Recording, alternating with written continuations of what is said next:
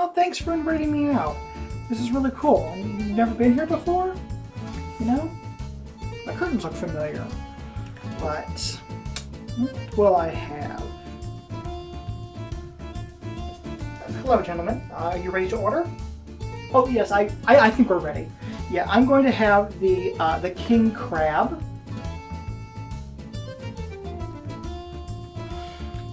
Do you have cupcakes?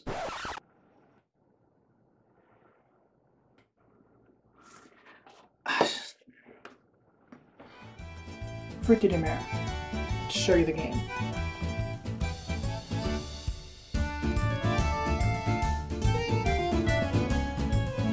In the game Frutti di Mare, or if you prefer the translation, Fruit of the Sea, you will be playing as some delicious seafood attempting to take over this plate of pasta. So, to start the game, you're going to grab all of the stands in the color of your choice. You will also be given a king crab, which will go onto this king space right here. Oops, right here. Then you'll also be given a mighty mussel and a cunning calamari that you will place on your 2 recruitment spots. And you only have these 2 recruitment spots throughout the game. So you'll place them there. Everybody will also get a pearl, and they will place that in their king's treasury, which is right down here. Everybody will also be given a menu. Now the menu explains what each of the different type of seafood, what each of them do on their turn and their abilities.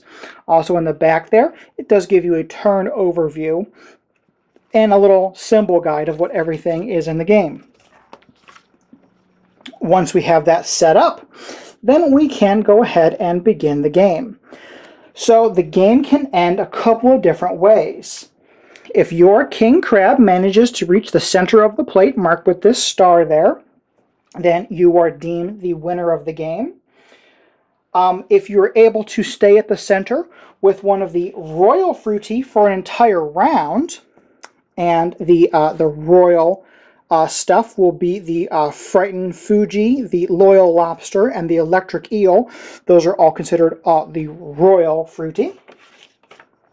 So if they're able to stay in that spot for an entire round, you will win the game. Or if you manage to eliminate all of your opponent's king crabs, well, they can't win the game then, so therefore you win the game.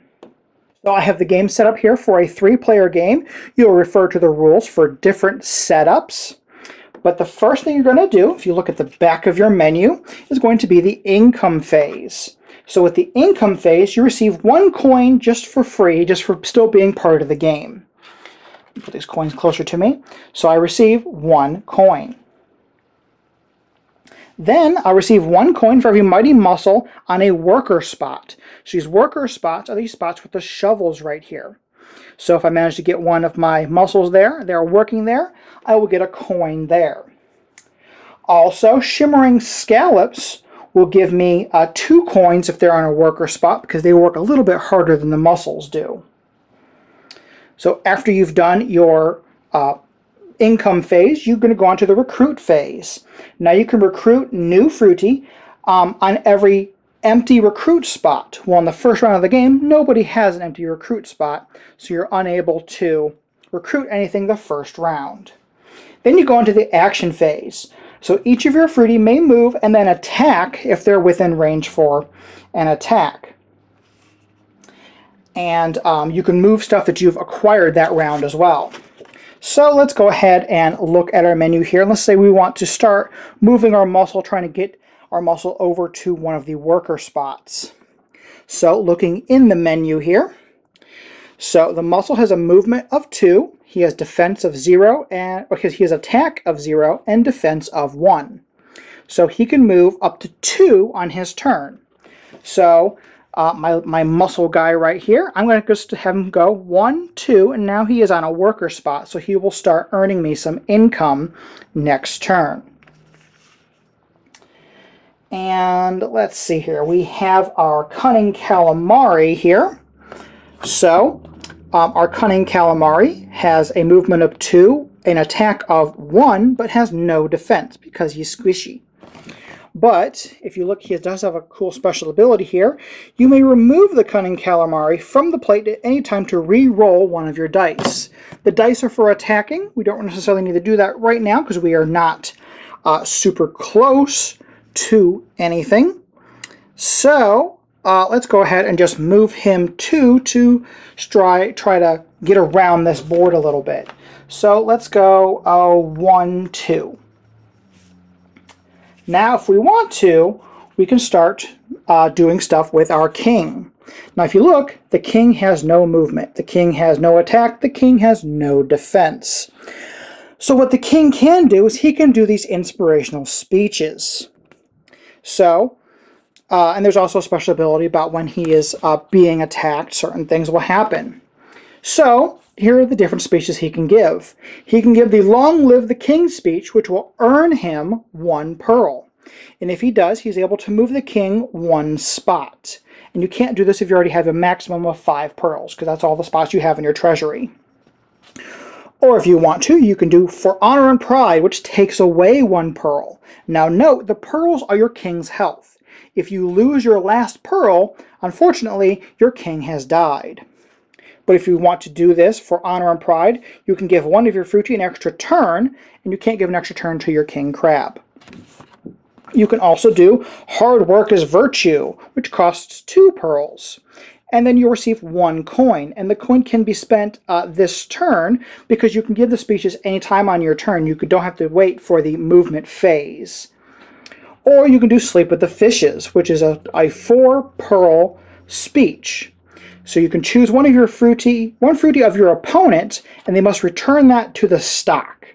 So you can just go ahead and eliminate somebody else's Frutti except for the King Crab. So right now, our king isn't doing much. He's just going to give a good Long Live the King, Long Live me, King Crab. So he will go ahead and give that speech.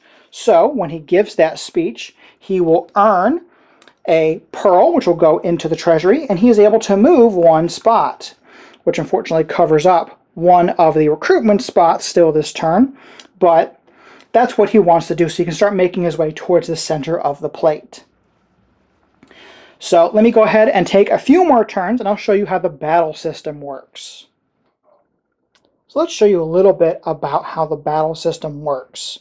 So let's just say it is my turn, and I have this shy shrimp right here next to the orange player's rapid razor. Let's zoom out here so I can show you how everything works in the menu. So looking at my shy shrimp, he is the one who is attacking, so he's going to roll 2 attack dice. Well, the rapid razor is defending, so he is going to defend with 3 of the defense dice. So let's go ahead and roll those up. So I'm just going to roll them right here on the table. Let's move some stuff out of the way. So I'm going to roll my attack, and I roll, and I get 1 successful attack. Now all the razor needs is he needs 1 defense. And let's see what he gets. He rolls them, and oh, he got all 3 defense. So that was a successful defense. Nothing happens if you succeed at defending. You are not eliminated from the board. But let's just say he was unable to get any of the green symbols. Unfortunately, the razor would be returned back to the supply. Now, the dice do have these black explosion symbols. Some of the Frutti have an ability that procs when you have that ability. For example, the smoking salmon, when attacking, if one of those is rolled, you get to move up 3 spaces after the attack. And different ones will have different abilities. Now, looking over here, let's just say it's still my turn, and doesn't matter what that previous one did. I have my school of sardines right next to my opponent's yellow King Crab, and he's only 1 space away from gaining victory. So we need to stop him. And looking over at the yellow player only has 1 pearl left. So hopefully I'll be able to negate the king's win right now. So looking at the School of Sardines, the School of Sardines only has an attack of 1. And their special ability only happens when defending. So that is not cool. But the king, remember the king, he has no defense dice. But the king crab may roll 1 die to defend himself. When defending, if he gets the burst symbol, the attack is stopped. And the king will not lose any pearls. Because remember, every time the king takes a hit, he's going to lose pearls. And if he loses all of his pearls, well, that king crab has been defeated. So let's go ahead and attempt to get rid of this king crab. So my School of Sardines only has 1 die to use. So they will roll, and boom, they have a success. So the king is going to roll one of the green dice, and he is really, really hoping that he's able to get this black symbol. So we will roll that, and oh, he did not, unfortunately. So that king loses his last pearl, and that king is defeated. Oh, dun dun dun. Now, if your king is defeated, you are not necessarily out of the game. You can still play the game, because if you have any of the Royal Frutti, remember, if they're able to keep hold of the middle space for 1 whole turn, then they will be able to win the game themselves. Now note, all the other seafood things can't go in there unless you're the king or of royal blood. But that is Frutti di Mare.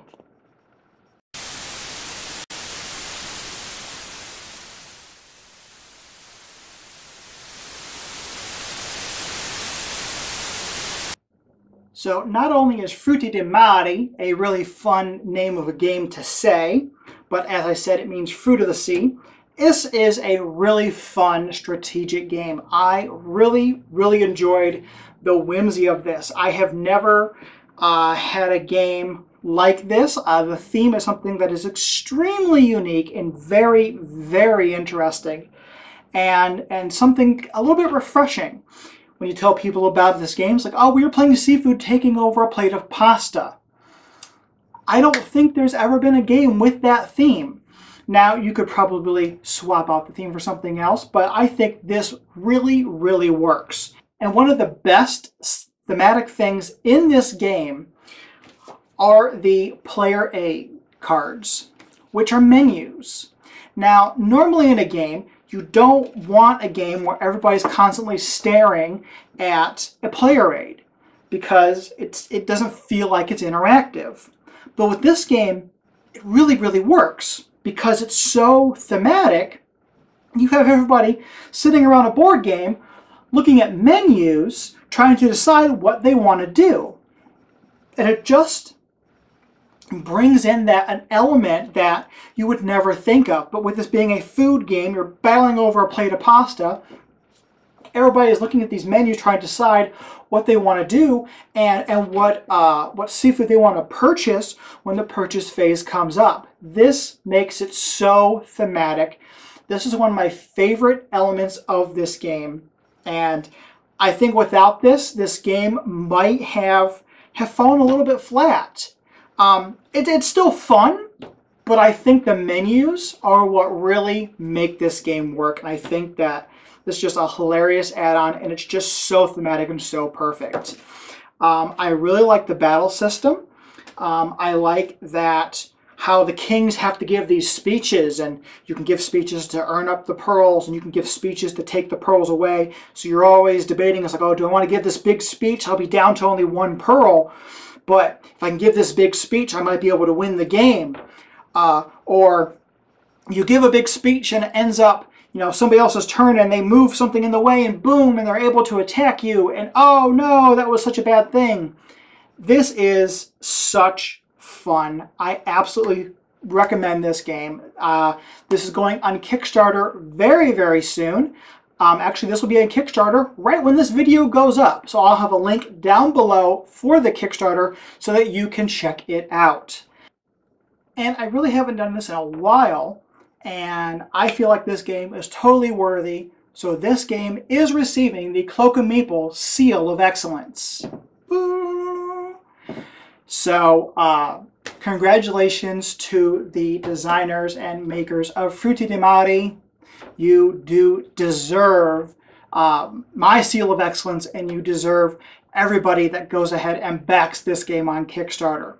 So down below, go ahead and click on that link, back this game. This is highly recommended from me. And as always, please do not forget to like, share, subscribe, and help support Cloak and Meeple. Right down below, go ahead and click on that subscribe button. You can also click on that bell, and also on the final screen, you're able to subscribe there. Also click on my Patreon and check out some other videos on this channel. Thanks for watching.